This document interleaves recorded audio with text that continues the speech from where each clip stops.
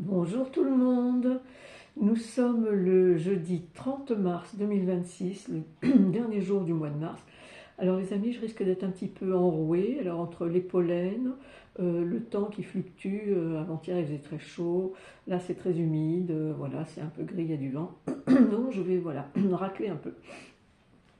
Alors aujourd'hui j'ai choisi de vous parler de l'amour platonique, ou en latin donc amor platonicus. Voilà. Alors là, il faut que je rechausse quand même mes lunettes. Donc je vais avoir un petit peu de lecture parce que j'ai planché un petit peu là-dessus. Donc si on part de la philosophie, cette idée proviendrait de la Renaissance. Vous voyez, c'est pas si loin. Mais bon, on sait très bien que ça a dû être vécu comme tel avant aussi, hein. Donc on parle du XVIe siècle, hein. C'est le philosophe florentin Mars ben voilà que Marcille, pardon, Ficin, F-I-C-I-N. Florentin Marcille Ficin. Donc, on parle dans l'amour platonique, évidemment, d'un amour chaste. C'est une forme de pureté, de recherche de la perfection, si on veut, mais quoique là, sur cette idée de perfection, je suis partagée, où la poésie peut devenir ou apparaître comme un sentiment romantique. Si vous l'êtes, un brin romantique, vous devez comprendre ce ressenti.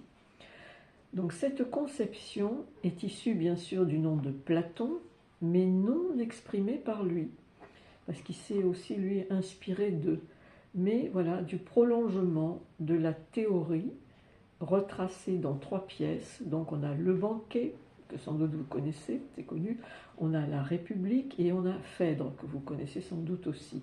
La République, me semble-t-il, est moins connue. Alors ensuite,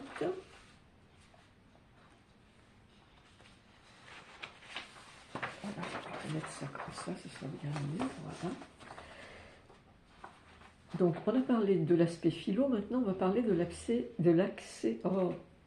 l'aspect, je vais y arriver, ça y est, en psychologie. Donc on voit en psychologie dans l'amour platonique une sorte de complicité, complémentarité qui va au-delà, donc qui transcende la tradition du couple. Le lien sera fort, mais sans sexualité. Et ça se pratique de plus en plus, hein. Il y a aussi des couples mariés qui vivent sans sexualité. Voilà. Le plaisir charnel n'a donc pas sa place au profit de la tendresse, de l'écoute et du respect des envies et besoins de chacun. Mais ça n'est pas seulement cela, bien sûr. On peut y voir une connexion alchimique puissante, un aspect pur de l'amour aux yeux de certains, pas de tous. La séduction est toujours présente, mais voilà, c'est ça qui change, plutôt intellectuelle. Dans ce genre relationnel, ça peut être un mélange de sentiments et d'intellect qui crée ces affects particuliers. Donc moi, je me suis inspirée de ce que j'ai lu, trouvé dans Wikipédia, ainsi de suite, mais voilà, avec la guidance, j'ai remanié les phrases, j'ai rajouté des choses, voilà, par le ressenti, et ainsi de suite. Donc moi, je ne pense pas que l'on puisse réellement trouver une différence vraiment figée entre amitié et amour platonique. Au début, peut-être. L'amour platonique avec des sentiments amoureux pour son alter ego. Et l'amitié sans les sentiments amoureux. Mais alors, pourquoi parfois parle-t-on d'amitié amoureuse? Vous voyez que la frontière, hein, elle est pas figée tant que ça, hein. Mais en amitié, on y verra plutôt de l'affection. On apprécie la proximité de l'autre avec le plaisir juste de pouvoir échanger, de passer un bon moment et de rentrer chez soi riche de ce que l'on a pu recueillir de la discussion pour soi-même. Donc il y a quand même la réflexion aussi et le ressenti et les sentiments, tout ça qui se mêle ensemble. Ou alors si l'on juge que ce sont les qualités de la personne qui sont adulées et non la personne elle-même, ce pourrait être aussi un amour noble, relié à la sphère céleste et donc à l'âme plutôt qu'au corps. On peut aussi s'interroger sur les motivations de chacun pour vivre un amour platonique. Pour certains, mais ça remonte à des mémoires collectives de la religion qui sanctionne, quoi. Hein. Donc inconsciemment, n'y aurait-il pas donc la peur de la punition divine? Vous voyez, ça pourrait être voilà, aussi issu de cette peur d'une punition divine. Voilà, donc j'ai pris donc 5 minutes, dont bien sûr le tirage va suivre sur les relations amoureuses, puisque je me suis procuré 2 nouveaux oracles. Donc celui-ci qui s'appelle Fais-moi signe, mais pas avec le verbe faire, avec la fée, Fais-moi signe. Voilà, on va explorer celui-là. Et j'ai pris aussi de Mademoiselle Lily, Astrolove. Alors celui-là, il est beau, mon Dieu qu'il est beau. L'autre aussi, mais alors celui-là, je ne vous dis pas. Alors, on va commencer par l'oracle arc-en-ciel de Fais-moi signe. Voilà. Je mets le carnet à côté au cas où j'aurai besoin, mais peut-être pas. Donc voilà, maintenant je me les suis bien appropriés. Donc, un petit tour dans la flamme de la lumière, bien sûr. Alors, pour vous qui écoutez, donc, il n'y a pas précisément... bah si, le thème, évidemment, forcément, c'est l'amour, évidemment. Mais je n'ai pas tiré dans mon petit tarot indien en particulier. En plus, j'aime beaucoup ces petits tarots carrés, là, parce qu'ils se manient très, très, très, très, très bien. Ils sont dorés sur tranche, ce que j'adore. Bien que je sache que tout ce qui est d'or ne brille pas. Enfin, non, c'est pas ça. Tout ce qui est d'or, c'est quoi je ne me rappelle plus, les amis, le proverbe, là. Je ne sais plus, tout ce qui est d'or. Si vous avez la suite, envoyez-moi dans vos commentaires. Voilà. Bon, c'est peut-être assez, là, le remuement des cartes. Alors, qu'avons-nous là-haut à dire à nos chers amis qui écoutent et regardent cette vidéo sur l'amour en général? Alors, il est quand même assez pointu. Hein. C'est vraiment l'oracle arc-en-ciel des relations amoureuses. Alors, 7, me dit-on. 1,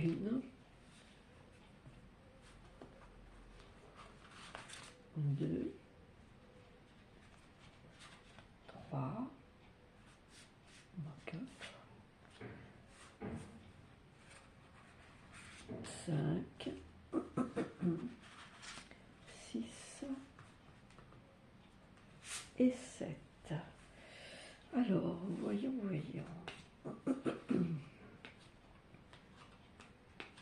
Puis je vous les montrerai une à une, bien sûr. Ah, c'est pas drôle de faire une vidéo en raclant de la gorge comme ça, excusez-moi. Mais... je vais faire une bonne fois, ça ira peut-être mieux.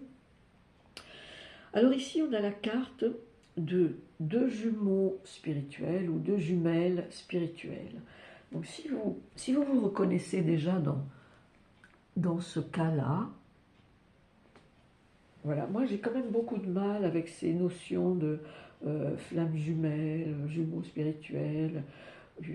Voilà, il y en a qui ont peut-être des définitions, mais moi je ne sais pas, ça ne me parle pas trop. Moi ce qui me parlait dans le temps, c'était juste l'âme sœur, voilà. L'âme sœur, et après ça a été décliné, ça a dû encore venir des Amériques, probablement. Enfin, on va voir un peu ce qui se passe avec ça. Donc, je vais quand même vous lire la carte, du coup. C'est la numéro 2. Qu'est-ce que ça nous dit? Moi, je prends en même temps. Alors, la description des jumeaux et jumelles spirituelles. Une relation miroir où votre âme rencontre son reflet inversé. Ces liens révèlent vos zones d'ombre avec une précision déconcertante, déclenchant des tempêtes émotionnelles nécessaires à votre croissance. Le conflit devient un langage codé pour vous révéler vos peurs ou vos égos mal aimés. Oui, donc ça demande réparation quelque part. Exemple, Un collègue qui critique vos choix, mais dont les remarques, bien que blessantes, vous aident à évoluer. Oui, c'est l'esprit critique de quelqu'un vis-à-vis de vous, et ça peut être effectivement, ça peut déboucher sur des très très bonnes choses, hein. Je vais vous donner un exemple que j'ai vécu hier. Hier, je vais chez le médecin, c'était une remplaçante. Je commence à lui parler de l'objet de ma visite, et je la voyais mais totalement stressée. Et après, je me sentais critiquée. Elle me dit, mais il faut être concise. Mais j'avais fait ma petite liste, justement pour être concise. Et j'étais tellement stressée par son attitude que j'avais le papier comme ça dans mon sac à dos, là, juste. Et je n'arrivais même pas à le prendre, alors que je savais qu'il était là. Et donc, on continue. Et puis, elle était toujours aussi stressée. Donc, au bout d'un moment, je m'arrête. Je lui dis, bon, écoutez, là, ce qui est en train de se passer entre nous au niveau relationnel, je lui dis, ça ne me va pas du tout. Je lui dis, qu'est-ce que je lui ai dit d'ailleurs, donc, elle a fini par se calmer quand même. Et après, donc, je vais sur la table pour qu'elle examine mon pied. Et elle était de dos, devant son ordinateur, en train de noter des trucs que je lui ai dit. Et moi, j'étais tellement remontée que j'avais les lèvres pincées, vous voyez. Je la regardais, je regardais son dos, sa tête derrière. Puis je me suis dit, toi, tu vas t'en prendre plein là, d'ici la fin de la séance. Voilà, parce que son stress m'a fait monter bien haut. Et puis, ensuite, elle vient examiner mon pied. Donc, avec ce que je venais de lui dire, déjà, elle s'était un peu calmée. Et puis, du coup, elle a pris son temps, alors qu'elle n'en avait pas, soi-disant, elle n'avait pas de temps. Mais moi, comme je lui ai dit, au départ, au tout départ, elle me dit, mais je suis déjà en retard. Je lui dis, mais moi, je n'y suis pour rien, hein. Voilà, voilà. Et donc, en partant, je lui fais, mais comment vous faites entre deux patients pour vous calmer? J'ai dit, je sais pas, faites de la cohérence cardiaque, des respirations. Elle fait, oh, mais je fais déjà de la méditation, ceci, cela. Là, comme elle était figée sur sa peur du retard, voilà, son urgence, elle voyait plus rien, quoi.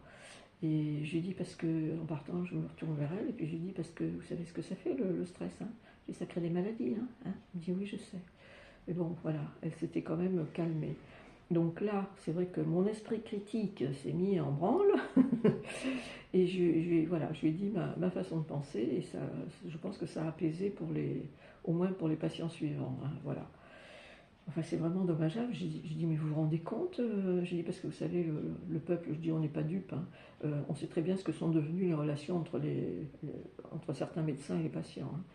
Mais nous, on n'a pas à subir ça, hein. Moi, j'entends me faire respecter, hein. J'espère que vous aussi, d'ailleurs, hein. Vous voyez? Donc, n'hésitez pas, quand vous sentez qu'il y a un truc qui vous... hein, faut verbaliser. Et le verbe, c'est fait cher. Rappelez-vous toujours de ça. Voilà, après cet aparté, n'est-ce pas? Donc revenons à nos jumeaux et à nos jumelles. Donc il y a un message aussi. Les orages entre vous ne sont pas des erreurs. Ce sont des professeurs déguisés. Qu'en pensez-vous?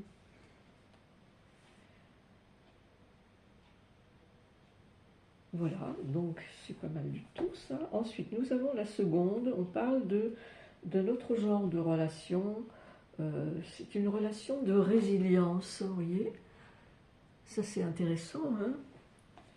Parce que ça peut aussi bien être dans un couple, ça peut très bien être même avec une rencontre fortuite, hein, qui va durer le temps de vous connecter à votre capacité de résilience, hein. C'est quand même chouette, ça aussi.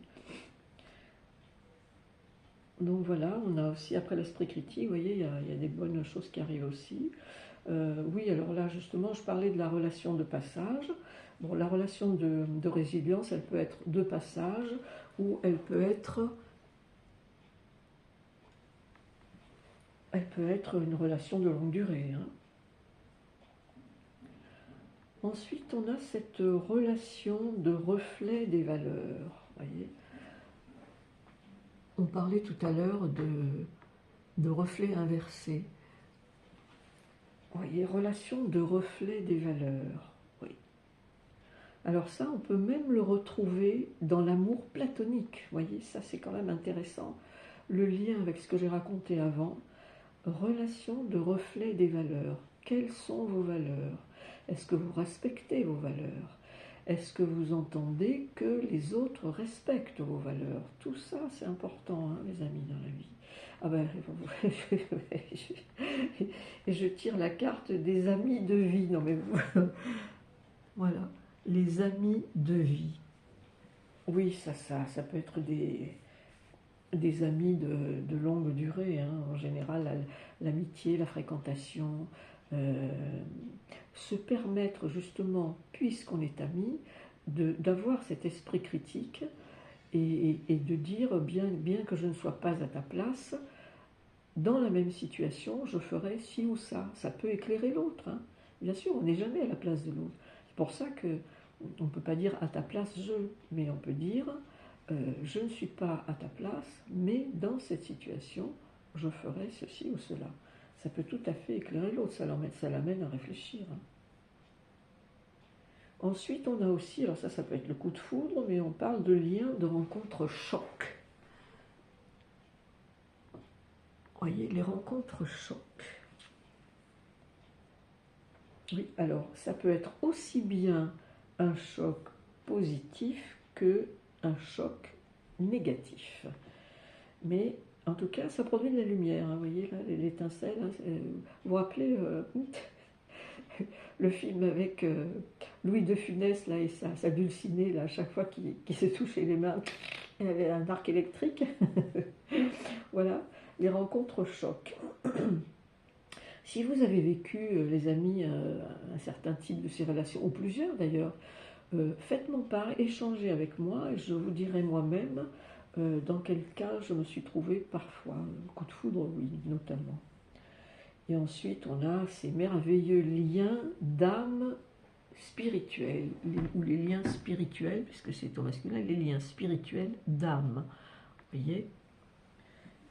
Moi, je le trouve assez détaillé, ce jeu, je l'aime beaucoup. Je le trouve très très intéressant. C'est pour ça que je l'ai choisi aussi, hein. Voilà. Alors, est-ce qu'il faut en tirer une autre là-dessus? Oui, juste une. Bah, dis donc, on dirait que je l'ai devant, là, elle est sortie. C'est celle-là qui veut venir. Oui, bien sûr. Bien sûr, tout le monde connaît la relation miroir, hein. Qu'est-ce que l'autre vous renvoie ou qu'est-ce que vous voyez sur l'autre? Le tout, c'est de ne pas trop projeter sur l'autre. Alors, vous me direz, il y a aussi les projections, bon, je parle de projections négatives évidemment, euh, mais même parfois on se trompe, on peut être aussi dans l'illusion si on projette quelque chose de positif sur quelqu'un, alors que lui, il ne va pas du tout, ou elle, le ressentir de cette manière. C'est incroyable. Et on ne pense pas au début que ça puisse arriver. Si je me sens positive à l'intérieur, au niveau de mon chakra du cœur, que je projette quelque chose de positif sur l'autre, des fois on n'imagine même pas que ça puisse ne pas correspondre à l'autre, et pourtant si, je l'ai vécu. Vous voyez. Donc oui, il vaut mieux éviter de faire des projections sur les autres. Voilà. Alors, on va tout de suite s'emparer de l'astrologue.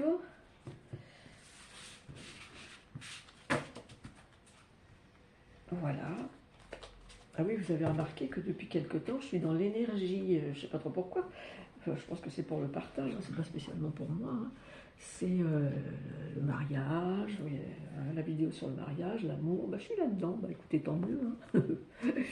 Tant mieux, on va prendre le carnet aussi au cas où on en a besoin.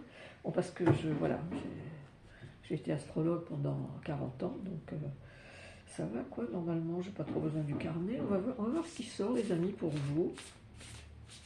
Alors ça ne correspondra qu'à certains d'entre vous, bien entendu, hein.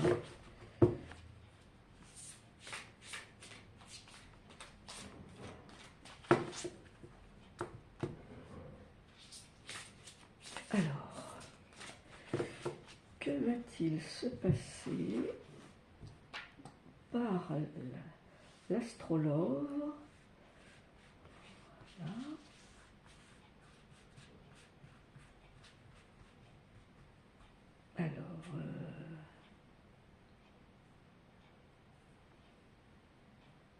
Ah bon, c'est pareil, 7. D'accord.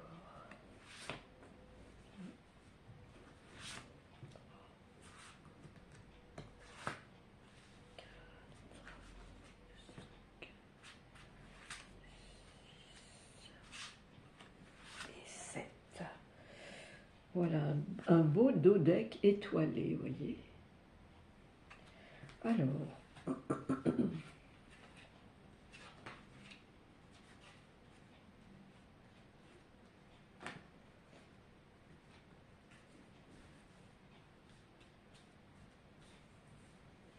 Alors, j'ai jamais fait de l'astrologie de cette façon, mais de toute façon, on est dans une ère, pardon, où on innove énormément, dans l'ère du Verseau, on innove énormément. Excusez-moi. Donc, certains vont être concernés par la maison 4. Donc, la maison 4, bon là on parle du passé, mais la maison 4 en astrologie, c'est le foyer, la maison. Ça correspond plutôt à la maman, l'hérédité, la maternité, l'éducation des enfants. Donc moi j'appelle ça aussi, dans la transmission par les mères, le matrimoine. On parle toujours du patrimoine, mais pour moi le matrimoine existe aussi. Ensuite on a la maison 1, donc, alors ils ont mis l'apparence, mais oui, la maison 1, c'est votre moi, c'est votre aspect physique, votre conscience de vous-même. Voilà. Et la maison 1, qui correspond donc à l'ascendant, constitue donc la base de tout votre zodiaque, hein, parce que votre personnalité, forcément, elle va rayonner dans différents domaines, ou pas d'ailleurs. Hein, on peut avoir un domaine de rayonnement plus qu'un autre, hein, voilà, où il faut apprendre peut-être à faire rayonner par rapport à votre jour de naissance, donc là où vous êtes né avec le soleil en signe, voyez. Voilà. Ensuite, nous avons la maison 2. Alors, on parle de ressources, oui, mais ça concerne beaucoup les finances, la matérialité, tous les biens matériels, donc les richesses, le salaire, les recettes que vous êtes capable de faire entrer chez vous. Voyez, voilà. Alors ensuite, on a une lune magnifique, mais c'est quand même la lune noire. Hein. C'est le truc, on est un peu obsédé, on focalise sur des choses peut-être qui proviennent d'angoisse, vous voyez, la lune noire. Et c'est un truc qui est assez récurrent un peu tout au long de la vie. C'est vraiment le point noir. Faut s'y pencher régulièrement dessus pour essayer d'éliminer des... C'est un peu la mue, hein, vous voyez, hop, hop, ça j'en veux pas, ça j'en veux pas. Voilà. Ensuite, on a le signe des poissons, hein, qui englobe tout le zodiaque, puisque c'est le dernier signe. Hein. Les poissons, vous voyez, c'est le lâcher-prise. Voyez. Et quoi de mieux d'ailleurs, les amis, quand on est crispé, qu'on n'arrive pas à lâcher prise, quoi de mieux que l'eau, aller faire un tour à la piscine, si le temps le permet, aller nager dans une rivière, un lac, la mer, que sais-je, l'océan.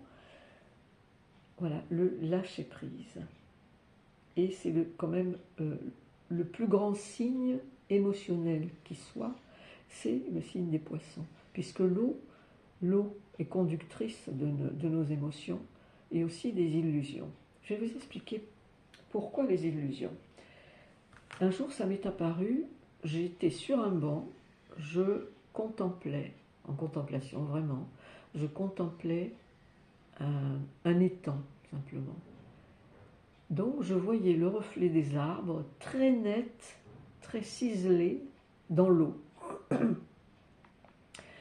Et puis tout d'un coup, le vent se met à souffler, les vaguelettes commencent à apparaître, et la forme des arbres commence à se déformer. Et tout d'un coup, je me suis dit, ça y est, j'ai compris pourquoi on associe le signe des poissons, donc le signe d'eau, ça concerne tous les signes d'eau de toute façon, mais on associe précisément le signe des poissons à l'illusion.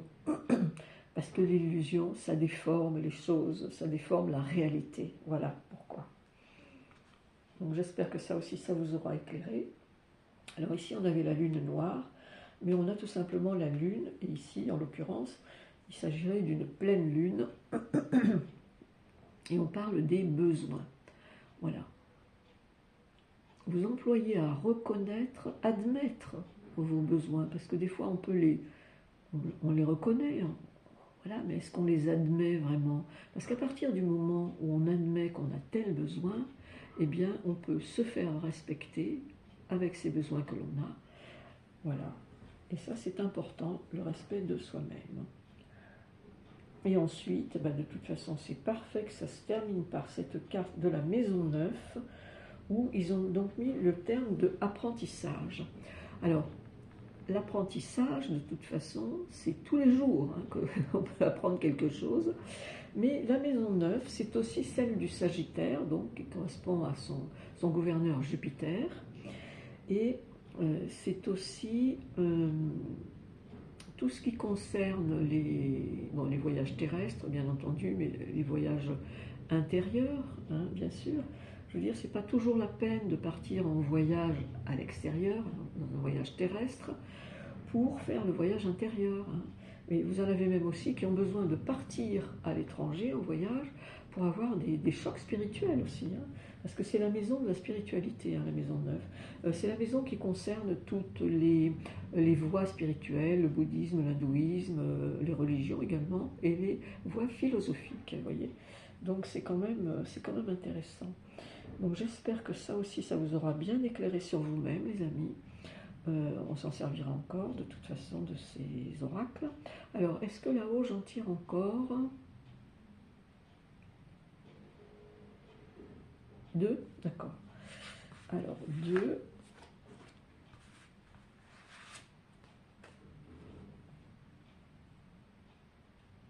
Ah, c'est pas mal ça. Ah, c'est pas mal du tout. Alors, on a un aspect de sextile qui constitue entre deux planètes ou entre une planète et un point particulier du zodiaque. Le sextile, c'est un écart de 60 degrés. Et donc, ici, ils l'ont associé à l'excitation. Voyez, ben oui, quand il y a quelque chose de positif, on est un peu électrique, hein, on a une certaine excitation. Donc, écoutez, c'est pas plus mal. Si vous trouvez de l'excitation dans la vie, tant mieux. Et ensuite, on a, bon alors, je vous ai dit, hein, vous le savez, nous sommes dans l'ère du Verseau. Et donc ici, on a sa planète qui gouverne le Verseau, donc Uranus, et qui correspond, son maître mot, c'est la liberté. Vous voyez, mais c'est pas la liberté à n'importe quel prix, hein. La liberté,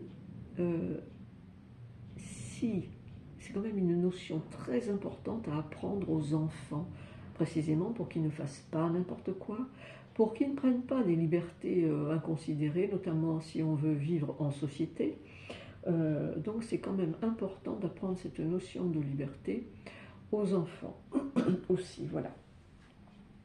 Voilà, un des autres mots pour le Verseau, c'est l'adaptation ou l'adaptabilité, comme vous voulez. C'est l'anticonformisme, mais ça peut être aussi totalement conformiste, puisque je vous rappelle qu'on a toujours les deux côtés du miroir, hein. Voilà. Et c'est les idées inventives, innovantes, les nouvelles technologies. C'est pour ça que soyez attentifs, parce que là, tous les jours, il en sort, hein. Si vous voyez, par exemple, sur une des chaînes d'infos, là, Anissé Mbida, qui est le spécialiste des nouvelles technologies, alors là, il en sort, moi, j'en vois tous les jours, et j'adore ça, vraiment, j'adore ça. Voilà, les amis, j'espère que tout ça, ça vous a bien plu, que ça vous a éclairé, et qu'éventuellement ça peut vous aider. Voilà, donc je pense que peut-être un de ces jours, dans une vidéo, j'ai aussi envie de faire un grand bond en arrière pour vous parler des origines de l'amour courtois et ce qu'il en reste. Voilà. Bon, bah écoutez, je vous fais des gros bisous pour cette journée. J'espère que dans votre région, vous avez peut-être un meilleur temps qu'ici. Enfin, c'est un très beau temps pour se promener, hein. On a eu un peu de pluie ce matin, bon, enfin, on verra, hein. Voilà, mais je suis bien chez moi aussi, de toute façon, voilà. Merci pour vos pouces, pour vos commentaires, hein, que j'attends toujours avec grand plaisir.